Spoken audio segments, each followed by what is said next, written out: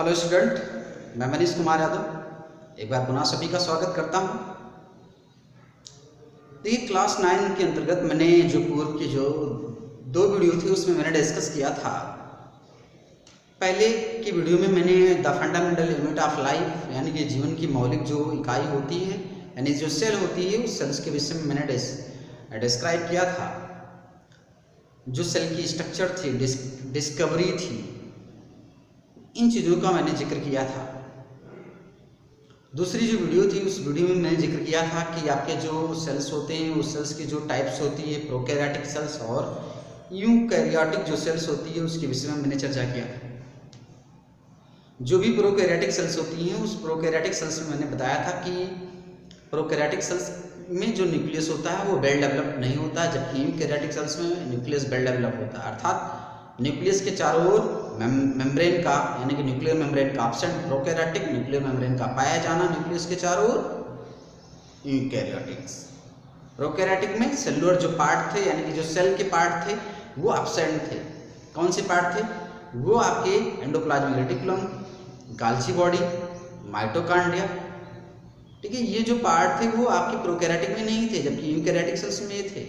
इसके अलावा एक और इम्पोर्टेंट चीज़ मैंने बताया था कि जो प्रोकैरियोटिक सेल्स होती हैं उसमें 70S टाइप का आपकी क्या होता है? राइबोसोम होता है। यस मीन्स स्वेटबर्ग यूनिट होता है, मात्रक होता है उसकी। और यूकैरियोटिक जो सेल्स होती है उसमें 80S यानी कि 80S प्रकार का राइबोसोम होता है। इन 2 चीज़ों को मैंने चर्चा किया था सेकंड वीडियो में। आज के इस वीडियो में मैं चर्चा करने वाला हूँ कि जो भी सेल्स होती है उस सेल्स की अपनी शेप होती है यानी कि शेप साइज। देखिए, सेल जो होते हैं उस सेल्स की अपनी क्या होती है, अलग अलग साइज होती है, अपनी अपनी शेप होती है, ठीक है ना। उन शेप में कह सकते हैं सेल जो होती हैं वो आपके स्पिंडल शेप यानी कि तरकू के आकार की इस तरह की सेल्स, ऐसी सेल्स जो होती हैं वो स्पिंडल सेल्स होती हैं यानी कि तरकू के आकार की सेल्स होती है, प्लांट्स में पाई जाती है ना। लंबी एनिमल्स में भी होती हैं, इस तरह की सेल्स मिलती हैं हमको। तो ये जो है वो आपके स्पिंडल सेल्स, ये सेल्स जो होती हैं वो राउंड सेल्स होती हैं, बैक्टीरिया में हमको मिल जाती है ना। इस तरह की सेल्स मिल जाती है, बेसिलस सेल्स मिल जाती है, ये भी हमको बैक्टीरिया में मिलती है, ठीक। इसके अलावा आप देख सकते हैं कि इस तरह की भी सेल्स होती है, किडनी लाइक सेल्स भी होती है प्लांट में, जो गार्ड सेल्स होती हैं, रक्षक कोशिकाएं होती हैं। तो इस तरह जो है वो आपके डिफरेंट टाइप की जो होती हैं वो सेल्स पाई जाती हैं यानी कि उसकी जो शेप होती है वो शेप विभिन्न प्रकार की होती है प्लांट्स में। साइज जो होती है वो साइज भी अलग अलग प्रकार की होती है कोशिकाओं की, ठीक है ना। उसमें आपके 0.5 माइक्रोन से लेकर लगभग कई माइक्रोन तक यानी कि कुछ माइक्रोन से लेकर आपके कई माइक्रोन तक अलग अलग सेल्स की अपनी क्या होती है, साइज होती है, ठीक है ना। तो ये सेल है, सेल की शेप एंड साइज हम बता रहे हैं आपको। देखिए, जो माइकोप्लाज्मा है यानी कि जो माइकोप्लाज्मा गैलीसेप्टिकम जो है वो सबसे स्मॉल सेल है। देखिए, आप पढ़ क्या रहे हैं, shape and size of cell यानी कि जो कोशिका है उस कोशिका की जो आकार है और उसकी जो आकृति है उसके विषय में आप पढ़ रहे हैं यानी कि शेप मतलब उसकी आकार, साइज मतलब उसकी जो क्या है, माप है, ठीक है, कोशिका की वो पढ़ रहे हैं। मैंने देखिए शेप अलग अलग तरह की शेप मैंने बताया है यहाँ पर, साइज भी हमने बता दिया है कि कुछ माइक्रोन से लेकर कई माइक्रोन तक सेल की क्या होती हैं, साइज होती हैं। अब मैं जो बता रहा हूँ कि जो माइकोप्लाज्मा गैलीसेप्टिकम है, क्या है भैया, माइकोप्लाज्मा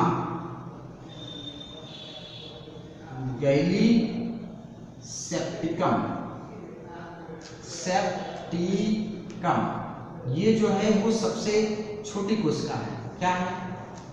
सबसे छोटी कोशिका है, प्रोकैरियोटिक है, क्या है ये, प्रोकैरियोटिक सेल्स है जो सबसे स्मॉल सेल्स होती है। सबसे बड़ी कोशिका में हम लोग ले सकते हैं ऑस्ट्रिच एग, क्या, ऑस्ट्रिच एग यानी कि जो ऑस्ट्रिच पक्षी है उस ऑस्ट्रिच पक्षी का जो अंडा है वो क्या है, सबसे बड़ी सेल्स होती है। तो इन दोनों चीज़ों को आपको ध्यान में रखना है जो shape and size of cell है।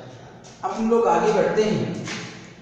देखिए 9th की क्लास में हम लोगों को बहुत ब्रॉड नहीं पढ़ना है, यानी कि जो सेल है इस सेल्स के विषय में बहुत ज़्यादा हम लोगों को विस्तृत नहीं पढ़ना है, ठीक है ना। आपके जो सिलेबस है उसके अकॉर्डिंग मैं आपको पढ़ा रहा हूँ। देखिए अब हम लोग पढ़ते हैं जो सेल्स के विभिन्न कंपोनेंट हैं, उन चीज़ों को पढ़ेंगे। पहली जो चीज़ें आज मैं आपको सेल्स के विषय में पढ़ा रहा हूँ वो है आपके प्रोटोप्लाज्म। क्या है? प्रोटोप्लाज्म। ठीक, क्या है? प्रोटोप्लाज्म यानी कि जीव द्रव्य। हिंदी में इसे क्या कहते हैं? प्रोटोप्लाज्म को जीव द्रव्य।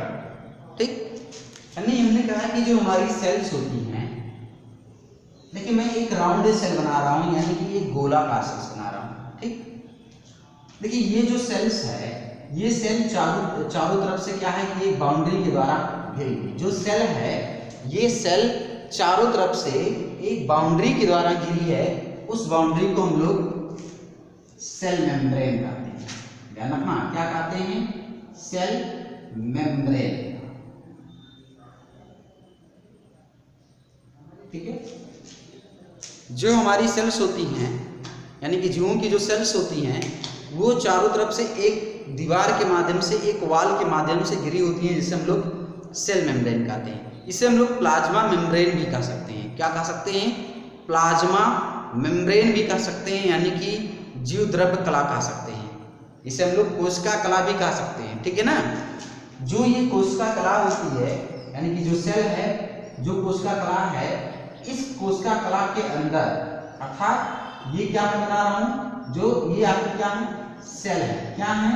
सेल है। इस सेल्स के जो सेल मेम्ब्रेन है, यानी कि कोशिका कला है, इस कोशिका कला के अंदर एक तरल पदार्थ पाया जाता है। और भी चीजें होती हैं, ठीक है, और भी चीजें होती हैं।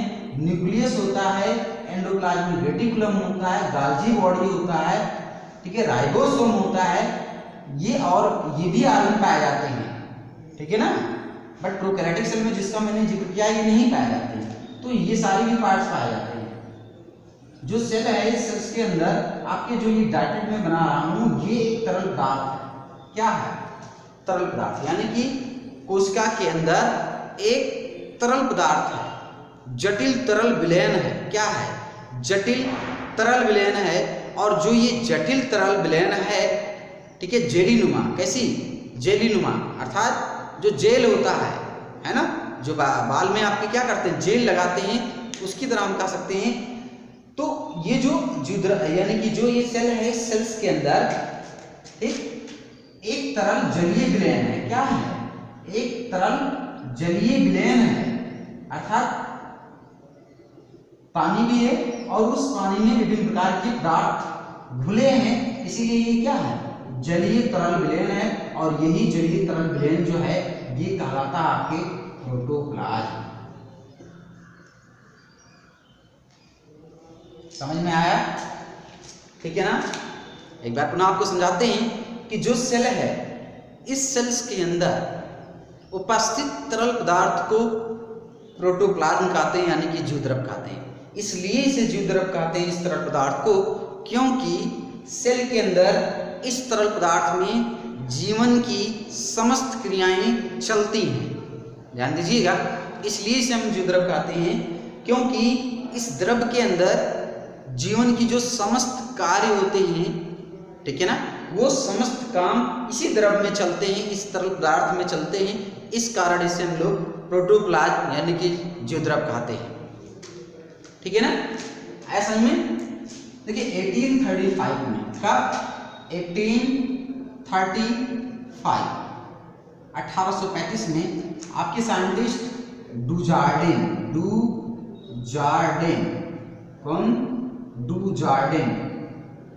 डुजार्डिन नामक साइंटिस्ट ने आपके 1835 में क्या किया?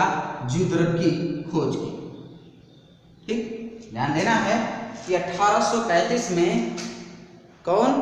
डुजार्डिन नामक वैज्ञानिक ने आपके प्रोटोप्लाज्म की खोज की। उसके बाद 1837, ठीक, का 1837 में एक और साइंटिस्ट ने जिसका नाम है परकिंजे। परकिंजे, ठीक ठीक, क्या नाम है? परकिंजे। परकिंजे नामक साइंटिस्ट ने 1837 में इस तरल पदार्थ का नाम क्या दिया? प्रोटोप्लाज्म, यानी कि जीव द्रव्य नाम दिया, क्योंकि इसमें जीवन की समस्त क्रियाएं चलती हैं।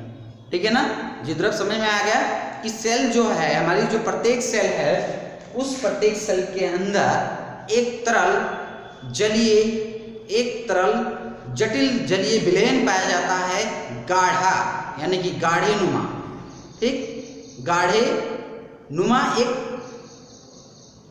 जटिल तरल विलयन पाया जाता है, जिसे हम लोग जीव द्रव्य कहते हैं, क्योंकि इसमें जीवन की समस्त क्रियाएं चलती हैं। ठीक, आइए बढ़ते हैं हम लोग आगे कि एक साइंटिस्ट थे आपके हॉक्सले। क्या थे भैया? हॉक्सले। कौन थे? हॉक्सले। एक वैज्ञानिक थे आपके हॉक्सले। हॉक्सले ने क्या कहा कि हॉक्सले ने कहा कि जीव द्रव्य जो है, वो जीव द्रव्य जीवन का भौतिक आधारशिला है। क्या है? जीव द्रव्य जीवन का भौतिक आधारशिला, अर्थात कि जो सेल के अंदर द्रव्य पाया जा रहा है, उस द्रव्य पर आपके जीवन टिका हुआ है। क्या है? जीवन टिका है। इसलिए टिका है क्योंकि इस द्रव्य में आपके विभिन्न क्रियाएं चलती हैं, इसीलिए हॉक्सले ने जीव द्रव्य को जीवन का भौतिक आधारशिला कहा। समझ में आया बच्चों सभी को? चलिए, तो ये आपकी किसने कहा? हॉक्सले। ठीक, अब आगे बढ़ते हैं कि जीव द्रव्य जो होता है, ठीक है, ये जीव द्रव्य आपके सेल्स के अंदर घूमता रहता है, यानी कि सेल्स के अंदर जो रिक्तिका होती है, रिक्तिका की चर्चा मैं आगे करूंगा। सेल्स के अंदर एक खाली थैली होती है, उस थैली के चारों ओर जो जीव द्रव्य होता है वो घूमता रहता है। क्या करता है? घूमता रहता है। ठीक है, दोनों दिशाओं में, वो घड़ी की दिशा में यानी कि क्लॉकवाइज, और घड़ी की विपरीत दिशा जो होती है एंटी क्लॉकवाइज, उन दोनों दिशाओं में आपके ये जीव द्रव्य जो है वो घूमता रहता है। ठीक है ना? तो ये क्या है? जीव द्रव्य की मैंने क्या बताया कि भौतिक जो इसकी जो गुण है उसके विषय में बताया। ठीक, अब जीव द्रव्य जो है हम बताते हैं कि इसकी अपनी नेचर है। क्या है भैया? नेचर। नेचर ऑफ प्रोटोप्लाज्म, सुना सभी लोग? नेचर ऑफ प्रोटोप्लाज्म यानी कि जीव द्रव्य की प्रकृति, यानी कि जीव द्रव्य की कैसी प्रकृति होती है। देखिए, जो ये प्रोटोप्लाज्म पाया जा रहा है, ये प्रोटोप्लाज्म अलग अलग साइंटिस्टों ने यानी कि वैज्ञानिकों ने बताया है कि जीव द्रव्य जो होता है वो आपके दानेदार नुमा होता है। देखिए मैंने कैसे बताया, इसको ध्यान में रखना है कि नेचर में जीव द्रव्य क्या, बहुत वैज्ञानिकों ने बताया कि जीव द्रव्य आपके दानेदार नुमा होता है। कुछ वैज्ञानिकों ने बताया जीव द्रव्य जो होता है वो जालिका होता है, यानी कि आपके जाल के रूप में पाया जाता है। ठीक है ना? ऐसा में कुछ आपके वैज्ञानिकों ने बताया कि आपके जीव द्रव्य जो होता है वो छोटे छोटे बूंदों के रूप में पाया जाता है। किसके रूप में? छोटे छोटे दानेदार बूंद के रूप में आपके पाया जाता है। ठीक है ना? जिसे हम लोग कह सकते हैं कोष्ठ के रूप में छोटे छोटे पाया जाता है। तो ये क्या आपकी नेचर है, किसकी है? जीव द्रव्य की, यानी कि जीव द्रव्य दानेदार भी पाया जाता है, वैज्ञानिकों ने बताया। और बताया कि जीव द्रव्य आपकी जालिकावत पाया जाता है।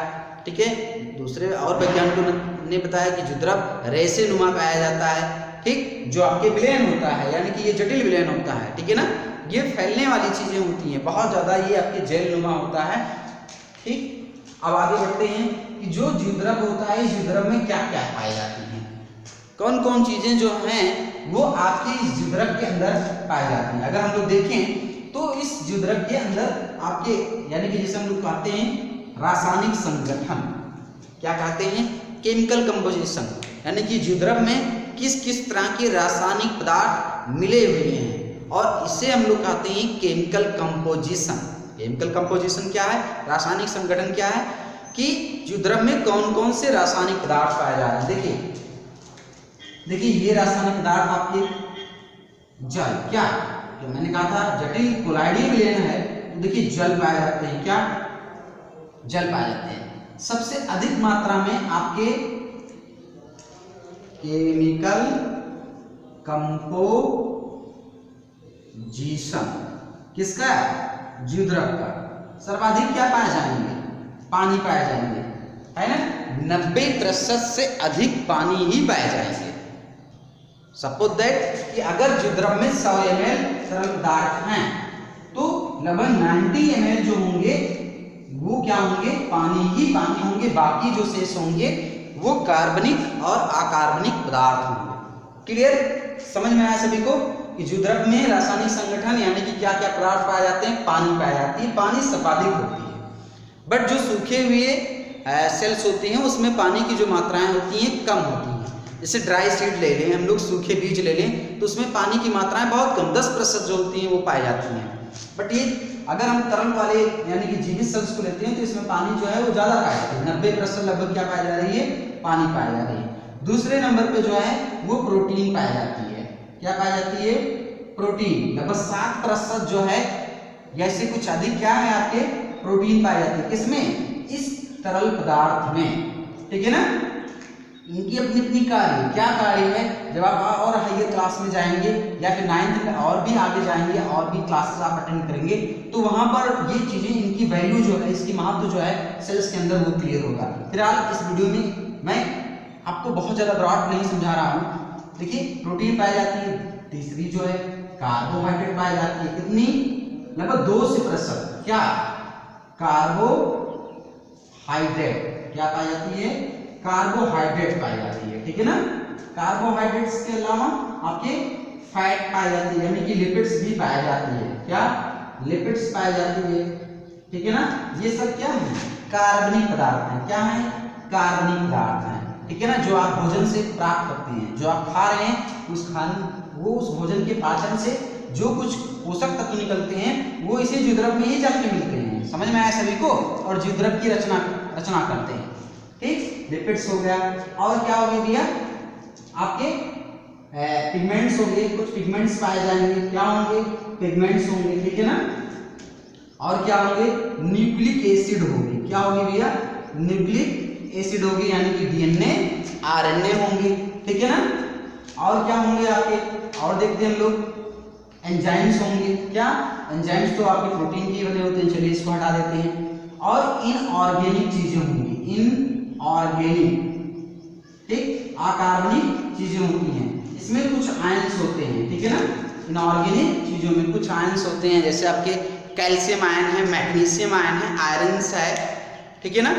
और बाइकार्बोनेट्स है, ध्यान देना, calcium ion, magnesium ion, phosphate ions, ठीक, बाइकार्बोनेट्स आयंस, ये जो हैं वो हमारे सेल्स के इस प्रोटोप्लाज्म में यानी कि जीवद्रव में पाए जाते हैं। इन आयन का क्या कार्य होता है, जब और आप हायर क्लास में जाएंगे, बड़ी क्लास में जाएंगे तो वहाँ पर इनकी जो महत्व होती है सेल्स में, हमारे शरीर में, वो आपको समझाई जाएगी, ठीक है ना।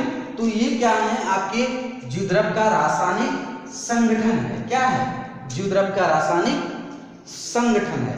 तो इस तरह क्या है, आपके ये प्रोटोप्लाज्म हमारे सेल्स के अंदर पाए जाते हैं। और ये प्रोटोप्लाज्म महत्वपूर्ण तरल पदार्थ है जिसमें कोशिका के विभिन्न जो पार्ट्स हैं वो पाए जाते हैं, ठीक है। और इसी में जीवन की क्रियाएं हमारी चलती रहती हैं। अगर ये इस प्रोटोप्लाज्म की मात्राएं कम हो जाएं तो इसमें चलने वाली क्रियाएं स्लो हो जाएंगी, है ना। और इस स्लो की वजह से हम लोगों में भी थकान इत्यादि क्या होगा, थकान इत्यादि हम लोगों को महसूस होने लगेगा, ठीक है ना। और अगर ये सेल्स की प्रोटोप्लाज्म सूख जाए तो सेल डेड हो जाएंगे, और सेल डेड हो जाएंगे तो जीवों की क्या होगी, डेथ हो जाएगी। आज की वीडियो में इतना ही, ठीक। नेक्स्ट वीडियो में पुनः इसके आगे की टॉपिक को समझाऊंगा।